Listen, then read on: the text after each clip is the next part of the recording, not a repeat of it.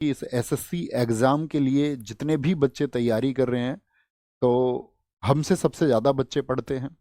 SSC का सबसे ज़्यादा लाइव बच्चा कहीं पर है तो वो यहाँ पर है।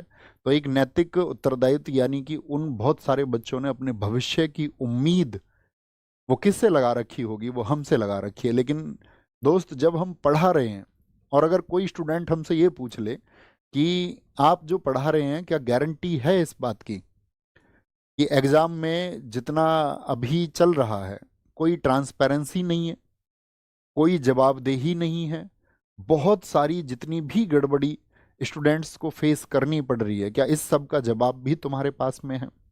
तो मेरे दोस्त, अब तुमको कहना होगा कि अब और नहीं।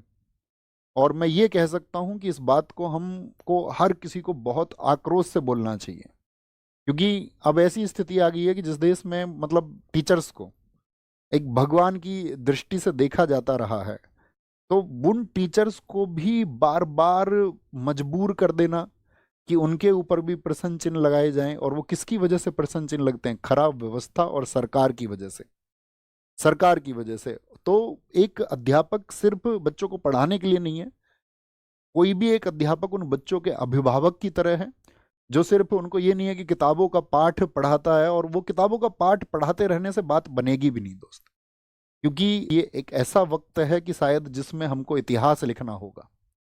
एक उबाल तुम सब लोगों को अपने अंदर पैदा करना होगा और वो चीजें तुमको सपोर्ट करनी होंगी, हमेशा करनी होंगी। क्योंकि एक बोर्ड एसएससी आप सबके जीवन से लगातार खेलने का काम कर रहा है। आज इतने ज्यादा भ्रष्टाचार में वो फंस चुका है, इतनी ज्यादा लापरवाही हो चुकी है, और ये सारी गड़बड़ियां जो भी हैं वो तुम सबके सामने है कि कितना अन्याय बच्चों के सामने हो रहा है, बच्चों के साथ हो रहा है। बच्चा एग्जाम सेंटर पर यहाँ बैठा हुआ है, साइड में डीजे पे सॉन्ग चल रहे हैं। एक जगह तो सेंटर ऐसा बना दिया गया है, मुश्किल से 50 गज जगह होगी, उसके चारों तरफ कूड़े का ढेर है।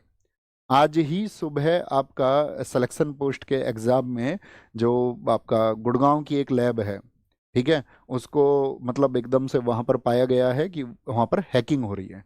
तो ये जो एडिक्विटी है, इसका सिस्टम ऐसा है कि जिसको बहुत आसानी से हैक कर लिया जा रहा है। दिल्ली में आपका पवन गंगा एक लैब है, उसको आज वहां पर हैकिंग पकड़ी गई है, ठीक है। उसको रेस्टिकेट करके नए 3 सेंटर्स बना रहे हैं। तो बच्चों क्या बेवकूफ समझ रहे हो? ऐसे किसी व्यक्ति के हाथ में जिम्मेदारी दे दोगे कि जिसका सिस्टम कोई भी हैक कर सकता है? तो क्या जो बच्चा वर्षों तक मेहनत कर रहा है, जो लगातार मेहनत कर रहा है, वो मेहनत इस बात के लिए कर रहा है कि उसकी मेहनत को कोई हैक कर ले?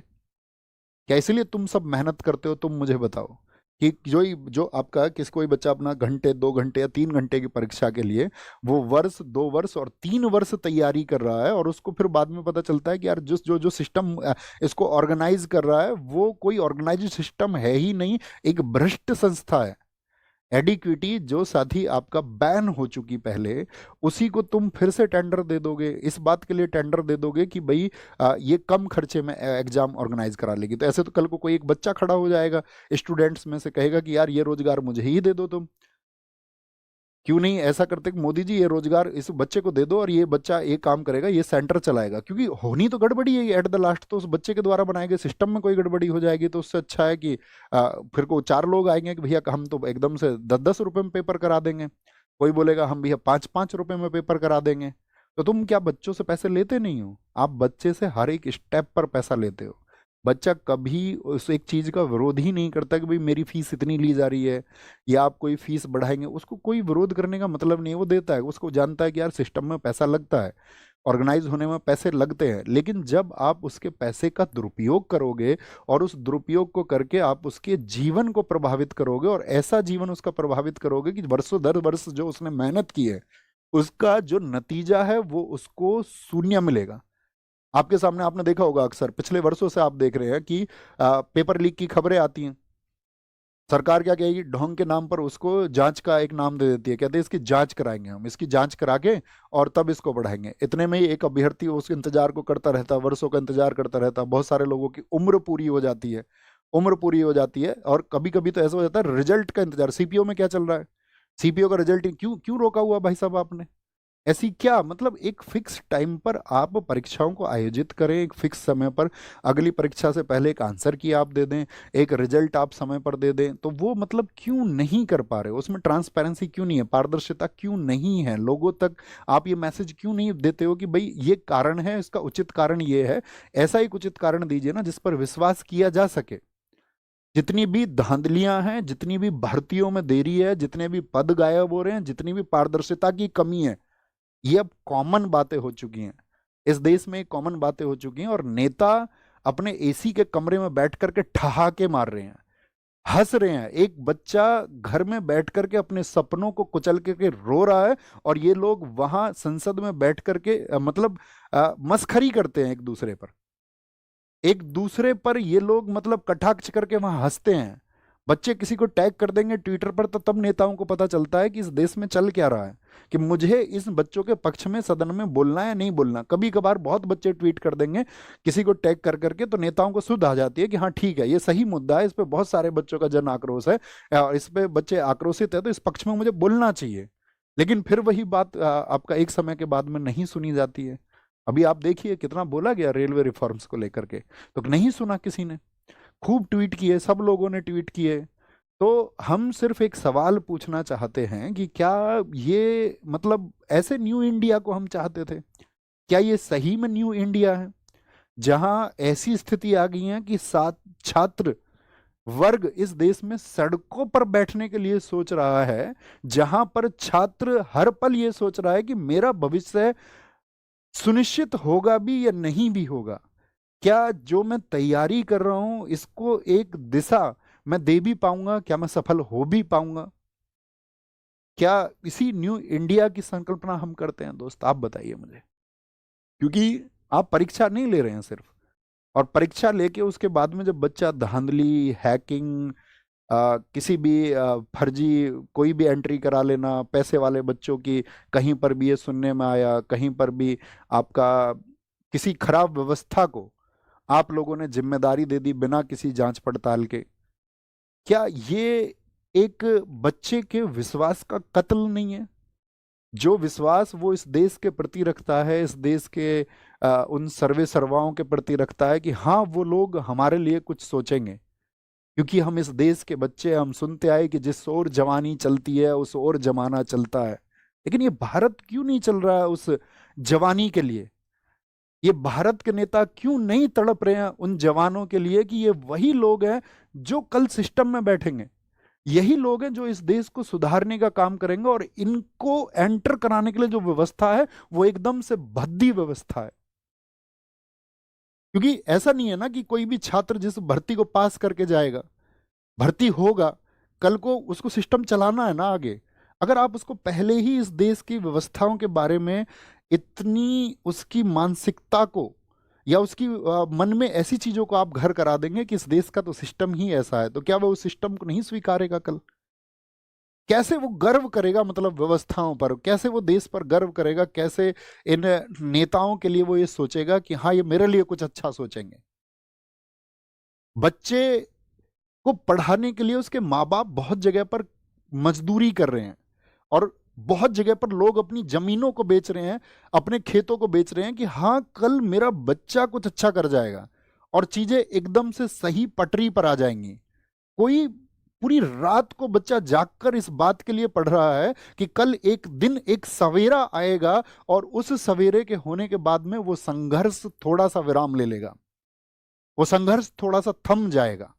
लेकिन जब उसके पास ये खबरें पहुंचती हैं तो उसका विश्वास टूटता है, उसका रातों को जाग कर के जो मेहनत करना था वो एकदम से खत्म हो जाता है और वह इस सिस्टम के सामने हार मान लेता है।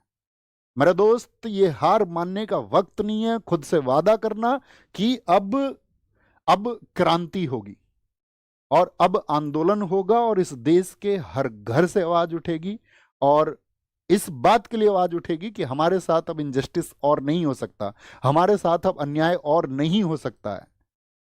और बस मैं तुमसे इतनी बात कह सकता हूं कि तुम डरना मत, झुकना मत। और क्योंकि अगर हम डर गए ना दोस्त, और अगर हम झुक गए, तो इस देश की जो टेढ़ी रीढ़ जिस किसी ने भी की है उसे हम कभी सीधी नहीं कर पाएंगे। और ये छात्र वर्ग है, ये जवान वर्ग है, जो इस देश की नेताओं के द्वारा जो, या सिस्टम के द्वारा, या खराब अधिकारियों के द्वारा, भ्रष्ट अधिकारियों के द्वारा जो टेढ़ी रीड की जा रही है, उसको हम सीधा करेंगे और मिल के करेंगे। अब मैं व्यक्तिगत तौर पे कहूं कि मेरा जीवन तुम सबकी वजह से है। अगर अपना जीवन भी कुर्बान करना पड़ेगा इस व्यवस्था में बदलाव करने के लिए, तो हम कर देंगे और बेझिझक कर देंगे, बिना किसी संकोच के, बिना डरे, बिना झुके कर देंगे।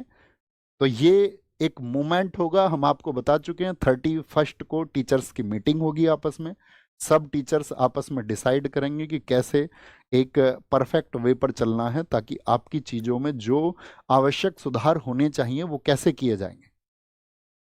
और अगर उन सब चीज़ों को कंसीडर नहीं किया जाता है, तो ये सिर्फ एक प्रोटेस्ट नहीं, ये भविष्य बचाने का आंदोलन होगा, इस प्रशासन को जगाने का आंदोलन होगा, और उस हर एक युवा आवाज को संगठित होना होगा जो इस खराब सिस्टम के खिलाफ में लड़ना चाहती है, जो ये चाहती है कि ये लड़ाई हो। क्योंकि बहुत कॉमन सी चीज़ है ना, सब जानते हैं क्या होना चाहिए भाई। एक कैलेंडर फिक्स हो जाए, फिक्स डेट हो जाए, एक आंसर की आ जाए बच्चों के पास में, उसको पता रहे कि भाई मेरी गलतियां कहाँ पर हैं, क्या पैटर्न चल रहा है। अब तुम किसी भी नई संस्था को कम से कम एक समय पहले बताओगे ना बच्चों को कि भाई क्या पैटर्न होगा परीक्षा का, साल 6 महीने पहले बच्चों को इन्फॉर्म करोगे कि भाई ये पैटर्न होना चाहिए, ताकि बच्चा उस मानसिकता से खुद को तैयार कर ले। अब बच्चे को पता चलता सिलेक्शन पोस्ट का है जी, वो सब कुछ पैटर्न चेंज हो गया है। अब उसके 10 दिन बाद जो सीजीएल देने वाला है, उसके दिमाग में क्या प्रश्न होंगे? जिसने साल 6 महीने 2 साल तैयारी की है, उसकी मनोस्थिति क्या होगी इस समय? उसके क्या वो अपनी तैयारी पे फोकस कर पा रहा होगा, या उसके दिमाग में सिर्फ एक ही प्रश्न चल रहा होगा कि यार पैटर्न क्या रहेगा? अब वो उन तमाम वीडियोस को, उन खराब बेवजह की वीडियोस को देखेगा कि अब पैटर्न चेंज में क्या होगा। क्योंकि कुछ टीचर्स को नहीं पता है क्या होगा पैटर्न चेंज करके, तुक्का लगाएंगे सब लोग। ये तो बच्चे को पता चलेगा 1-2 साल में वो पैटर्न रिपीट होता है, तो फिर सब लोग उसकी नब्ज पकड़ लेते हैं, लेकिन किसी को नहीं पता होता। हमने नहीं बनाया कोई वीडियो पैटर्न चेंज क्या हो, पता ही नहीं है किसी को क्या होगा। पारदर्शिता बिल्कुल नहीं है, समय पर रिजल्ट बिल्कुल नहीं है, पेपर लीक्स तो खबरें आती रहती हैं, आप सब जानते हो। लेकिन ऐसी एक संस्था एडिक्विटी को जिम्मेदारी दे देना, जिस पर हैकिंग जैसी चीज़ों की शिकायतें, या ये पता ही नहीं चल रहा है कितने बड़े स्तर पर हैकिंग है, कौन लोग किसको बेच दे रहा है, क्योंकि उनका जो सॉफ्टवेयर वो आसानी से हैक हो सकता है। और एक सस्ती और रद्दी भ्रष्ट, अगर मैं ये कहूं कि जिस पर भ्रष्टाचार प्रूव हो चुका है, एक खराब संस्था, उसको ये जिम्मेदारी दे दी गई है आपके भविष्य की। और मतलब बहुत सारे मुद्दे हैं जिन पर बातें होंगी। अंत में सिर्फ इतना कहूंगा कि अगर तुमने आवाज नहीं उठाई, तो तुम्हारी जो अगली पीढ़ी है ना, वो कभी मतलब कलम तो नहीं उठा पाएगी, उसको लाठी उठानी पड़ेगी। तो हमको ये क्रांति का बीज बोना होगा, शुरुआत करनी होगी। हम सबको अपनी आने वाली पीढ़ियों, अपने खुद के भविष्य को बचाने के लिए साथी एकजुट होकर के एक आवाज उठानी होगी। और वो आवाज हम उठाएंगे दोस्त, वो आवाज हम जबरदस्त तरीके से उठाएंगे, और हर हाल में उठाएंगे। उसके लिए सब कुछ कुर्बान होता होगा तो हम सब कुछ कुर्बान कर देंगे, और आपके सामने कुर्बान कर देंगे। और हम ये कहें कि ऐसी व्यवस्थाओं में हमको अध्यापक रहना है, और हम अध्यापक रह के पढ़ाते रहें, बच्चों को बरगलाते रहें, तो हम ये कहेंगे कि हम वो अध्यापक नहीं होना चाहेंगे। हम साथी लड़ना चाहेंगे, और इन अधिकारों के लिए लड़ना चाहेंगे। और आपसे भी उम्मीद करेंगे कि 31 को जो टीचर्स की मीटिंग है उसके लिए आप सपोर्ट कीजिए, और भविष्य में सभी टीचर कम्युनिटी जो भी डिसीजन लेती है उसमें आप अपना समर्थन दिखाइए। उन लोगों को अगर कोई ऐसा नहीं है कि किसी को जाकर के आप काउंटर करने लगें, सब लोगों का विश्वास बनिए, उन सब टीचर्स को ताकत दीजिए, उनको ताकत महसूस करवाइए कि हम आपके साथ हैं इसमें, और जो कुछ भी होगा वो सब कुछ करेंगे, सब कुछ करेंगे, सब कुछ करेंगे। ये आप आने वाले समय में देखोगे कि हम आपके लिए क्या करेंगे। ठीक है, शौक नहीं है ना, हमने पहले लिया ना, हमने क्रेडिट की वीडियोस बनाई कभी भी, ना हम बनाना चाहेंगे कभी भी। जो कुछ होगा, मैंने कहा झेल लेंगे तो झेल लेंगे। हमने आपको घटना भी बताई थी पिछले वाले प्रोटेस्ट की, कि हम सब लोगों से बात किए थे, लेकिन बाद में सब लोगों ने उसको चैनलाइज इस तरीके से किया कि नहीं ये तो मैंने ही किया है, ये तो मेरे ही द्वारा किया गया है, उस तरह की भूमिका लोगों ने दर्शाई उस एक प्रोटेस्ट में। क्योंकि वो सबसे बड़ी भर्ती का सबसे बड़ा आंदोलन था, और किसी के घर के लोग अगर अरेस्ट हुए थे तो हमको तोड़ने के लिए हमारे घर के लोग अरेस्ट हुए थे, ठीक है। हमारे पिताजी डिटेन करे गए थे, हमारी बहन छोटी, उसकी अभी तो शादी हुई है, पहले नहीं हुई थी, उसको डिटेन कर लिया गया, नज़रबंद रखा गया उसको 3 दिन तक, ठीक है। हमारी मम्मी को अलग से डिटेन किया गया। तो वो लोग गांव में रहते हैं, उनको कोई मतलब नहीं, वहां जाके पुलिस वाले मतलब जो हमारे गांव के लोग हैं उनके सामने वो गाली दे रहे हैं, इस बात के लिए गाली दे रहे हैं कि तुम्हारे लड़के को उठाया जाएगा तब तुमको पता चलेगा। तो हमारे पिताजी ने कहते हैं हमें पता ही नहीं हमारा लड़का कहाँ रहता है, तो हमें जो करना तुम करो, क्योंकि हम कह चुके थे कि हम जाएंगे।